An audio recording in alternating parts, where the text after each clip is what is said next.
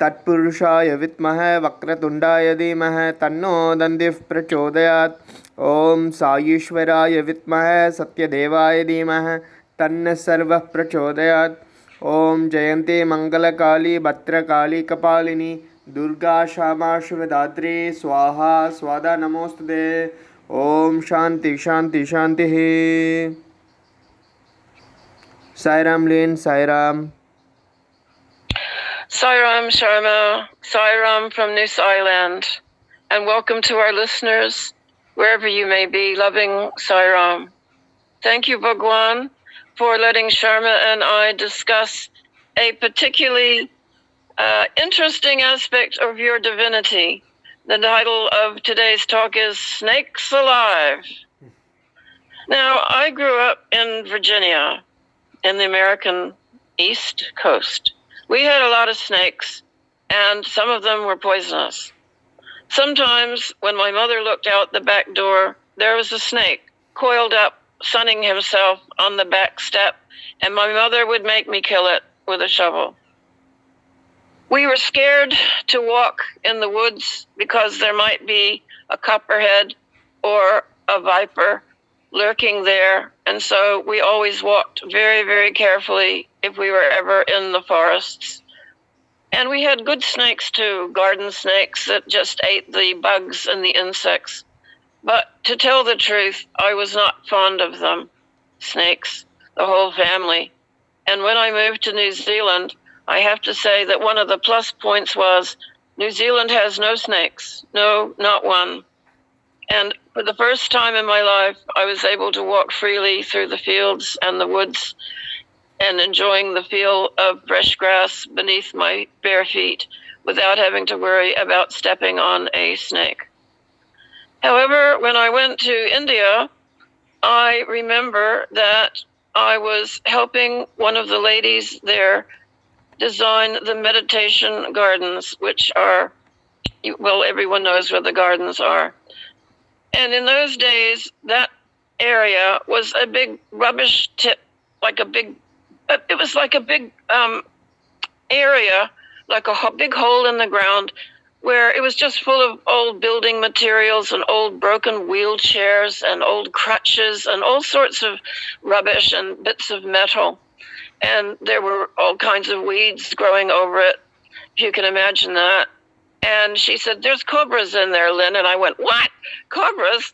Oh, no, I don't want to see that." And fortunately, I never did see one. I just drew up the plans, the initial plans for the garden. I didn't do any of the excavation work or placing the rocks. That was all done by workmen and being under the direction of these two beautiful ladies who lived in the ashram and who arranged the whole production of the meditation garden under Colonel Jogarao. He was the man who we gave the plans to. However, I digress. Now, Mata Betty used to say to us, "Oh, there is a cobra that lives outside Bangalore. He is a sacred cobra. He comes out of his hiding place once a month and we can feed him milk." And she liked to take people to see him. But I never went on any of those trips. I didn't want to see Mr. Snake.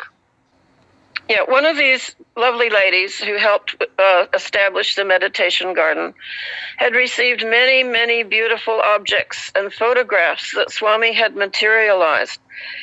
She once invited me to her house.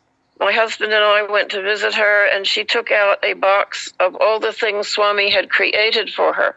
He had made her a lingam it was a black lingam with the full moon in it. He had made her all different kinds of jewelries, and he had materialized several photographs of himself that showed him as Lord Shiva with snakes around his neck, and another photo that showed a Shivaling with Swami's head on top of the lingam and some snakes all around that. And I saw another photograph that Swami had produced. He said, "This is the true face of Lord Shiva." And there are several of these photos to be seen.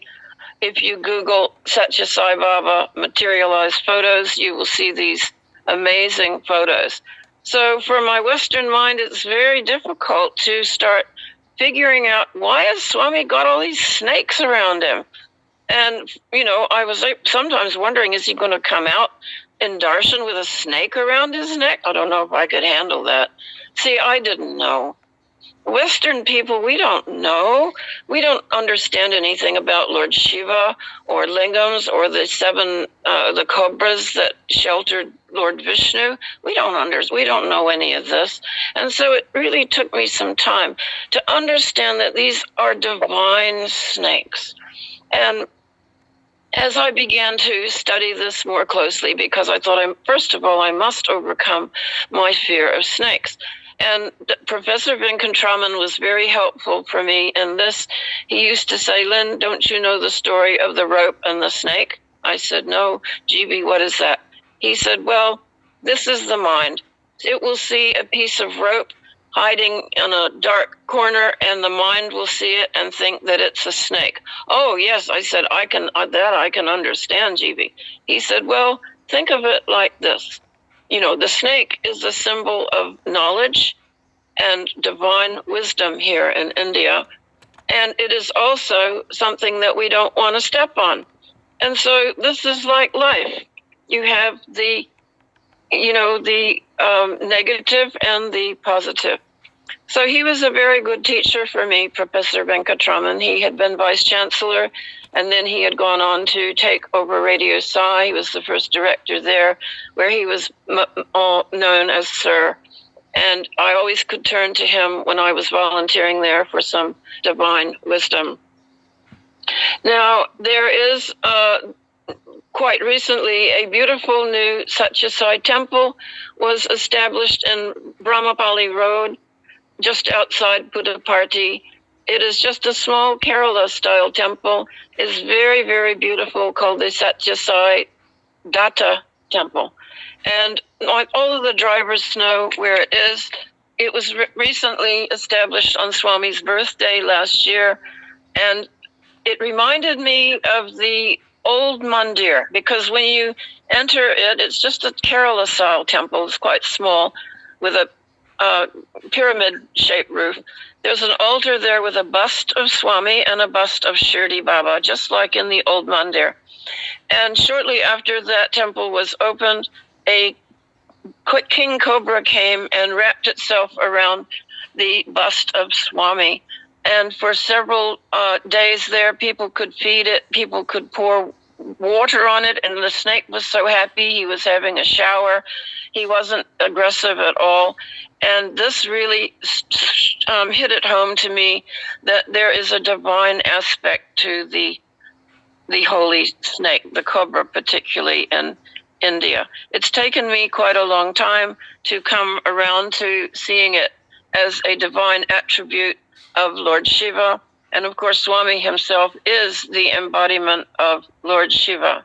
The snake also is represented by the Naga, which are the cosmic snakes of the underworld. Swami once described this to a group of yogis, and one of these yogis he actually took into the depths of the earth to see the Naga.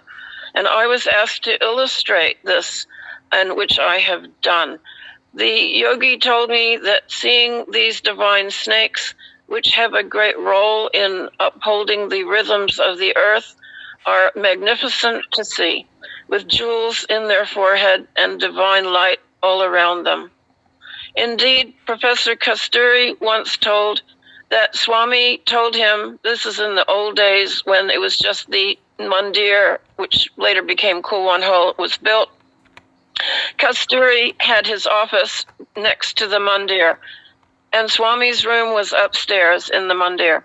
And Swami told Kasturi, before you enter my room, please knock on the door.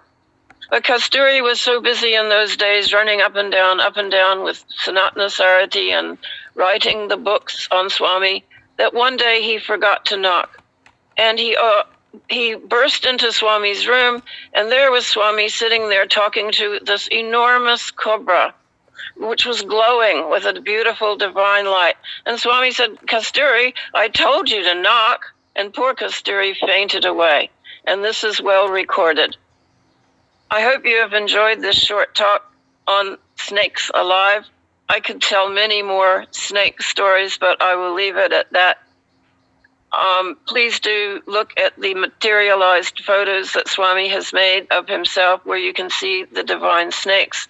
There is one that Swami said is the true face of Lord Shiva. It is on Google, and all you have to do is type in materialized photos Sathya Sai Baba, and you will see this magnificent photo of Lord Shiva with the face of Swami below it. It is one of the most beautiful materialized divine photos I have ever laid my eyes on. So I wish you all a happy day and snakes alive. Om Shri Sai Ram. Om Shri Sai Ram. तस्मात् कारुण्यभावेन रक्ष रक्ष साईश्वरा. हरि ओम तत्सत् श्री साईश्वरार्पणमस्तु. ओम शांति शांति शांति.